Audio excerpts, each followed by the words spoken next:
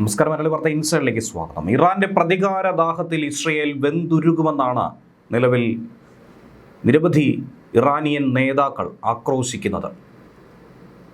ഇറാനെ സംബന്ധിച്ച് ആയത്തുള്ള അലി ഖമനേയിയുടെ മരണത്തിന് ശേഷം അവരെ ഏറ്റവും അധികം വേദനിപ്പിച്ച ഒരു സംഭവം കൂടിയായിരുന്നു ലാരിജാനിയുടെ വധം. അലി ലാരിജാനിക്കു നേർക്ക് ഇസ്രയേൽ നടത്തിയ ഈ ആക്രമണത്തിനുള്ള പകരം വീട്ടൽ ഉടനടി തന്നെ ഇറാൻ നൽകിയിരിക്കുന്നു. ഇസ്രയേൽ നഗരങ്ങളെ നടുക്കിക്കൊണ്ട്, തലസ്ഥാനത്തെ തീമഴ പെയ്യിച്ചുകൊണ്ട് ഇറാൻ്റെ മിസൈൽ വർഷം, മിസൈൽ മഴയിൽ ശക്തമായ പ്രതിരോധ കോട്ട തീർത്തു ഇസ്രയേലെങ്കിൽ പോലും വരും ദിവസങ്ങളിൽ എത്രത്തോളം പിടിച്ചു നിൽക്കാനായി സാധിക്കും? ഇറാൻ്റെ ആയുധക്കലവറയിൽ ഇത്രയും കാലം ഒളിപ്പിച്ചു വച്ചിരുന്ന പല കരുത്തരെയും ഇത്തവണ നിരത്തിലിറക്കി എന്ന് തന്നെയാണ് മനസ്സിലാക്കേണ്ടത്. ഇസ്രയേലിലേക്ക് ഉപയോഗിച്ചിരിക്കുന്ന ഈ ബാലിസ്റ്റിക് മിസൈലുകൾ അയൺ ഡോമിൻ്റെ കണ്ണു വെട്ടിച്ചുകൊണ്ട് നഗരത്തിലേക്ക് കുതിച്ചു പായുന്നു എന്ന് വേണം മനസ്സിലാക്കാൻ. ഇതിനോടകം തന്നെ ഒന്നിലധികം ആളുകൾ മരണപ്പെട്ടതായുള്ള വാർത്തകൾ പുറത്തു വരുന്നു.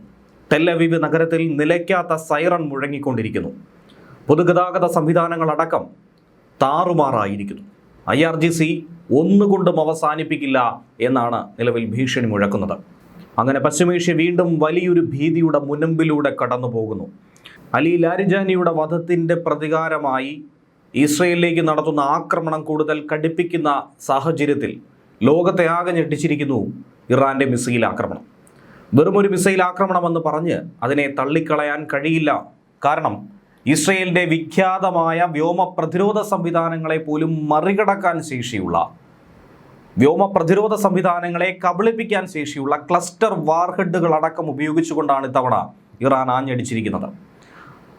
അതായത് ചുരുക്കി പറഞ്ഞാൽ കണക്ക് കൂട്ടലുകളെ ഭേദിക്കുന്നവയാണ് ക്ലസ്റ്റർ മിസൈലുകൾ. എന്തുകൊണ്ട് ഇവ അപകടകാരിയാകുന്നു എന്നതുകൂടി പറഞ്ഞതിന് ശേഷം ബാക്കി വിശദവിവരത്തിലേക്ക് കടക്കാം. സാധാരണഗതിയിലുള്ള ബാലിസ്റ്റിക് മിസൈലുകൾ ലക്ഷ്യസ്ഥാനത്തേക്ക് കുതിച്ചുപാഞ്ഞ് ഒരു ആരോ പോലെ എത്തി ഒറ്റ ബോംബ് പോലെ പൊട്ടിത്തെറിക്കുന്നതാണ് പതിവ് ശൈലിയെങ്കിൽ ക്ലസ്റ്റർ മിസൈലുകൾ, ക്ലസ്റ്റർ ബോംബുകൾ ഇതിൽ നിന്നും വളരെ വ്യത്യസ്തമാണ് എന്ന് തന്നെ പറയേണ്ടിയിരിക്കുന്നു. ഇതിൻ്റെ ലക്ഷ്യസ്ഥാനം കണ്ടെത്തുക പോലും അസാധ്യമാണ്. കാരണം ഇതിൻ്റെ വാർഹെഡുകൾ അത് വിഭജിക്കപ്പെടുന്ന കൂർത്ത മുനകൾ മാതിരിയാണ് നിലകൊള്ളുന്നത്. ലക്ഷ്യസ്ഥാനത്തിന് തൊട്ടു മുകളിലായി മിസൈൽ എത്തുമ്പോൾ, അതല്ലെങ്കിൽ ഇതിനെ പ്രതിരോധിക്കാനായി പ്രതിരോധ മിസൈലുകൾ എത്തിച്ചേരുമ്പോൾ അതിൻ്റെ മുൻഭാഗം പല പങ്കുകളായി മുറിഞ്ഞു മാറുന്നു. അതിനുള്ളിൽ നുറുങ്ങുകണക്കിന് നൂറുകണക്കിന് ബോംബുകൾ ഉൾപ്പെടുത്തിയിരിക്കുന്നു. വലിയൊരു പ്രദേശത്തേക്ക് തീമഴ പെയ്യിക്കുന്ന പോലെ ഇത് പെയ്തിറങ്ങുന്നു. ഒരു 100 മിസൈലുകളെ ഒരേ സമയം ഒരു സെക്കൻഡിൽ തടുത്തു നിർത്താനായി അയൺ ഡോമിന് സാധിക്കില്ല എന്നുള്ളത് തന്നെയാണ് ഈ ക്ലസ്റ്റർ ബോംബുകൾ ഏറെ അപകടകാരികളായി മാറുന്നത്. ഈ മിസൈലുകളെ പ്രതിരോധിക്കാൻ അയൺ ഡോമിന് കഴിയാതെ പോകുന്നത്. ഇസ്രയേലിനെ സംബന്ധിച്ച് നമുക്കറിയാം 3 പ്രതിരോധ കോട്ടയാണുള്ളത്. അതിൽ പ്രധാനമായിട്ടുള്ള ഡേവിഡ് സ്ലിംഗ്, അയൺ ഡോം, ആരോ സംവിധാനം. ഈ പ്രതിരോധ സംവിധാനങ്ങൾക്ക് വലിയൊരു മിസൈലിനെ തകർക്കാനായി എളുപ്പമാണ്, അതിൽ സംശയമില്ല. എത്ര കരുത്തനെത്തിയാലും അതിനെ നാമാവശേഷമാക്കാൻ ഈ സംവിധാനങ്ങൾക്ക് സാധിക്കും. പക്ഷേ അങ്ങനെ ഒരു ശ്രമം നടത്തുമ്പോൾ അതിൽ നിന്നും വിട്ടുമാറുന്ന നൂറുകണക്കിന് കണികകൾ പോലുള്ള ഈ ചെറു ബോംബുകളെ തടയുക എന്നുള്ളത് അസാധ്യമാണ്. ഈ ബോംബ് വർഷം ഉണ്ടാകുന്ന സ്ഥലങ്ങളിൽ ഉണ്ടാക്കുന്ന നാശനഷ്ടങ്ങൾ അത് കനത്തതാണ്, ഭീകരമാണ്. ഇത് പ്രതിരോധ സംവിധാനങ്ങൾക്ക് കൂടുതൽ തൊഴിൽ പ്രഹരം നൽകുകയാണ്, ഓവർലോഡ് ജോലി എടുപ്പിക്കുന്നു എന്ന് സാരം. അതുകൊണ്ട് തന്നെ മധ്യ ഇസ്രയേൽ മേഖലയിൽ നടത്തിയിട്ടുള്ള ഇറാൻ്റെ ബാലിസ്റ്റിക് മിസൈൽ ആക്രമണത്തിൽ 2 പേർ കൊല്ലപ്പെടുകയും ചെയ്തു. നിരവധി ആളുകൾക്കാണ് ഈ ആക്രമണത്തിൽ പരിക്ക് സംഭവിച്ചത്. ക്ലസ്റ്റർ ബോംബുകൾ ഘടിപ്പിച്ചിട്ടുള്ള മിസൈലുകളും വാർഹെഡുകളും ഒക്കെ തന്നെ പാഞ്ഞെടുത്തപ്പോൾ തടുക്കാനായി ഇസ്രയേൽ ഒന്ന് വിറച്ചു എന്നുള്ളതാണ് ഈ ഘട്ടത്തിൽ മനസ്സിലാക്കാൻ കഴിയുന്നത്. ടെൽ അവീവിൽ പലയിടങ്ങളിലായി ആക്രമണം നടത്തുന്നുവെന്ന് ഇറാൻ റവല്യൂഷണറി ഗാർഡ് കോർപ്സ് നിലവിൽ അവകാശപ്പെടുന്നുണ്ട്. മധ്യ ഇസ്രയേലിലെ ഗുഷ്ടാൻ മേഖലയിൽ സ്ഫോടന ശബ്ദം കേട്ടതായി പ്രാദേശിക ചാനൽ അടക്കം റിപ്പോർട്ട് ചെയ്യുന്നു. ജെറുസലേം പോസ്റ്റ് പറയുന്നതനുസരിച്ച് ഇറാനിൽ നിന്നുള്ള മിസൈൽ ആക്രമണത്തെക്കുറിച്ച് ഇസ്രയേൽ സൈന്യം മുന്നറിയിപ്പ് നൽകിയിരുന്നു. എന്നാൽ അതിന് പിന്നാലെ വളരെ വേഗത്തിലായിരുന്നു ആക്രമണം സംഭവിച്ചത്. കൃത്യമായി ടാർഗറ്റിനെ ലോക്ക് ചെയ്ത് ആക്രമിച്ചുവെങ്കിൽ പോലും അതിൽ നിന്നും വിഘടിച്ചു വന്ന മിസൈലുകളെ തടുക്കാൻ 100% അയൺ ഡോമിന് സാധിച്ചിട്ടില്ല, ആരോ സംവിധാനത്തിന് കഴിഞ്ഞിട്ടില്ല എന്ന് വേണം മനസ്സിലാക്കാൻ. ഹോളോൺ നഗരത്തിൽ വാഹനങ്ങൾക്കടക്കം വലിയ കേടുപാടുകൾ സംഭവിച്ചു. അതിൽ പലതും അഗ്നിക്കിരയായി തീപിടിക്കുകയും ചെയ്തു എന്നാണ് റിപ്പോർട്ട്. ടെല്ലവീവ് നഗരത്തിലെ റെയിൽവേ സ്റ്റേഷനുകളടക്കം ഈ ആക്രമണത്തിന് ഇരയായിട്ടുണ്ട്. അതിൻ്റെ ചിത്രങ്ങൾ ഇപ്പോൾ ഏവരെയും നടുക്കുന്നു. ട്രെയിൻ സർവീസുകൾ അടക്കം നിർത്തിവെക്കേണ്ട സാഹചര്യം. ഇനി ഈ ആയുധക്കലവറ അതുതന്നെയാണ് ഏവരെയും ഭയപ്പെടുത്തുന്നത്. മൾട്ടി വാർഹെഡ് ഖുറം ഷഹർ 4 എന്നും ഖദർ മിസൈലുകളും അതുപോലെ ഇമാദ് ഖൈബർ ഷെക്കാൻ പ്രൊജക്ടൈലുകളുമൊക്കെ ഈ ആക്രമണത്തിന് വേണ്ടി ഇറാൻ നിരനിരയായി ഉപയോഗിച്ചു. യാതൊരുവിധ തടസ്സങ്ങളും നേരിടാതെ അധിനിവേശ പ്രദേശങ്ങളുടെ ഹൃദയഭാഗത്തുള്ള 100-ലധികം സൈനിക സുരക്ഷാ കേന്ദ്രങ്ങളിൽ ഇത് ആക്രമണം നടത്തിയെന്നാണ് ഇറാന്റെ IRGC പറയുന്നത്. ഖുറം ഷഹർ 4 എന്ന് പറയുമ്പോൾ ഇറാനെ സംബന്ധിച്ച് ഏറ്റവും മാരകമായ ആയുധമാണ്. ഇറാൻ വികസിപ്പിച്ചെടുത്തിട്ടുള്ള ബാലിസ്റ്റിക് മിസൈലുകളിൽ ഏറ്റവും കരുത്തുള്ളതും ഏറ്റവും അത്യാധുനികവുമായിട്ടുള്ള പതിപ്പ് തന്നെയാണ് ഇതിൻ്റെ 4ാം വെർഷൻ. ഇതിനെ ഖൈബർ എന്നാണ് വിളിക്കുന്നത്. അതിവേഗ പ്രഹരം നൽകുന്നു എന്നുള്ളത് കൊണ്ട് തന്നെ ഇതിനെ ഏവരും ഭയപ്പെടുന്നു എന്നുള്ളത് യാഥാർത്ഥ്യമാണ്.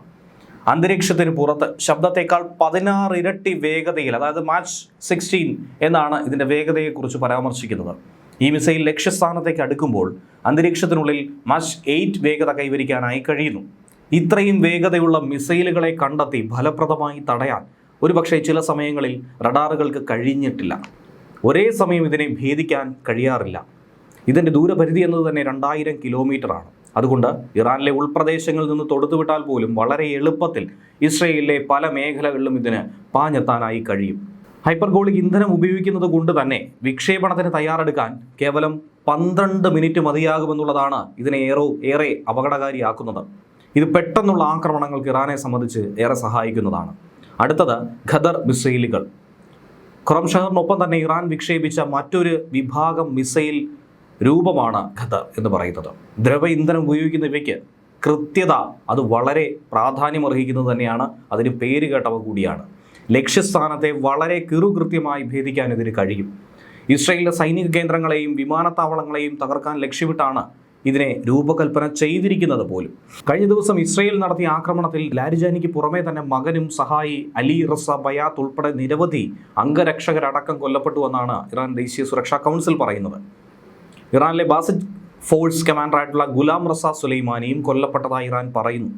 സുരക്ഷാ കൗൺസിൽ പുറത്തിറക്കിയ പ്രസ്താവനയിലാണ് ലാരിജാനി രക്തസാക്ഷിത്വം കൈവരിച്ചുവെന്ന് പറയുന്നത്. ഇസ്ലാമിക വിപ്ലവത്തിനും ഇറാന്റെ പുരോഗതിക്കുമായി ജീവിതം ഒഴിഞ്ഞുവെച്ച ലാരിജാനി, അദ്ദേഹത്തിൻ്റെ മരണം അതുതന്നെയാണ് ഇറാനെ പിടിച്ചുലയ്ക്കുന്നത്. അലി ലാരിജാനിയുടെ നിര്യാണത്തിൽ ഇറാൻ പ്രസിഡന്റ് മസൂദ് പെസഷ്കിയാൻ അഗാധമായ ദുഃഖമടക്കം ഇപ്പോൾ രേഖപ്പെടുത്തി കഴിഞ്ഞു. കാഴ്ചപ്പാടും ഉൾക്കാഴ്ചയും സ്നേഹവുമുള്ള ഒരു നേതാവിനെ തങ്ങൾക്ക് നഷ്ടമായി എന്നാണ് പറയുന്നത്. ലാരിജാനിക്കൊപ്പം അദ്ദേഹത്തിൻ്റെ മകൻ മുർത്തസ ലാരിജാനി, ഓഫീസ് മേധാവി അലിരേസ ബയാത്ത്, അംഗരക്ഷകർ എന്നിവരടക്കം കൊല്ലപ്പെട്ട് കഴിഞ്ഞു. ആക്രമണത്തിൽ ബാസിദ് ഡെപ്യൂട്ടി കമാൻഡർ ഖാസിം ഖുറൈഷിയും കൊല്ലപ്പെട്ടുവെന്നാണ് സൂചന. ഇറാൻ ദേശീയ സുരക്ഷാ കൗൺസിൽ സെക്രട്ടറി കൂടിയായിരുന്നു അദ്ദേഹം. ഫെബ്രുവരി 28 അമേരിക്ക ഇസ്രയേൽ ആക്രമണം നടന്ന സമയത്ത് അന്ന് കൊല്ലപ്പെട്ട ഇറാന്റെ പരമോന്നത നേതാവ് ആയത്തുള്ള അലി ഖമനേയിയുടെ വിശ്വസ്തൻ കൂടിയായിരുന്നു ലാരിജാനി. അതുകൊണ്ട് തന്നെയാണ് ലാരിജാനിയെ ലക്ഷ്യമിട്ടത്. ഇറാൻ പ്രതിരോധ സംവിധാനങ്ങളുടെ ബുദ്ധികേന്ദ്രമായി ഇദ്ദേഹത്തെ അറിയപ്പെട്ടിരുന്നു. ഓപ്പറേഷൻ എപ്പിക് ഫ്യൂരി എന്ന പേരിൽ അമേരിക്കയും ഇസ്രയേലും തുടങ്ങിവെച്ച ആക്രമണത്തിൽ പരമോന്നത നേതാവ് കൊല്ലപ്പെട്ടിട്ടും ഇറാനെ ശക്തമായി മുന്നോട്ട് നയിച്ചതിൽ പ്രധാന ഘടകമായിരുന്നു, ഉൾപ്രേരകമായിരുന്നു ലാരിജാനി. അതുകൊണ്ട് തന്നെ ലാരിജാനിയുടെ തലയ്ക്ക് നേരത്തെ അമേരിക്ക ഇനാം പ്രഖ്യാപിച്ചിട്ടുണ്ടായിരുന്നു. ഇതിന് തൊട്ടു പിന്നാലെ ഖുദ്സ് ദിനത്തിൽ അദ്ദേഹം തെഹ്റാനിൽ 10,000-കണക്കിന് ആളുകൾക്കൊപ്പം പലസ്തീൻ ഐക്യദാർഢ്യ റാലി അടക്കം അതിൽ പങ്കെടുത്തതുമൊക്കെ വലിയ വാർത്തയായി മാറിയ സാഹചര്യത്തിൽ കൂടിയാണ് അദ്ദേഹത്തിന് മരണവാർത്ത ഇപ്പോൾ പുറത്തു വരുന്നത്. ഇറാനെ സംബന്ധിച്ച് ഒരിക്കലും നികത്താൻ കഴിയാത്ത നഷ്ടമാണിത്. ഇറാൻ സൈനിക മേധാവി ജനറൽ അമീർ ഹത്താബി പറഞ്ഞതുപോലെ രക്തത്തിന് രക്തം കൊണ്ട് തന്നെ പകരം വീട്ടുമെന്ന നയം ഇറാൻ സ്വീകരിച്ചു കഴിഞ്ഞു. ഖമനേയിയുടെ മരണത്തിന് ശേഷം ഇറാനെ സംബന്ധിച്ച് ഏറ്റവും വലിയ ഒരു സൈനിക നീക്കമായി തന്നെയാണ് അലി ലാരിജാനിയുടെ മരണത്തിന് പിന്നാലെ ഇസ്രയേലിന് നേർക്ക് നടത്തുന്ന ആക്രമണം. ന്യൂസ് ഡെസ്ക് മലയാളി വാർത്ത ഇൻസൈറ്റ്.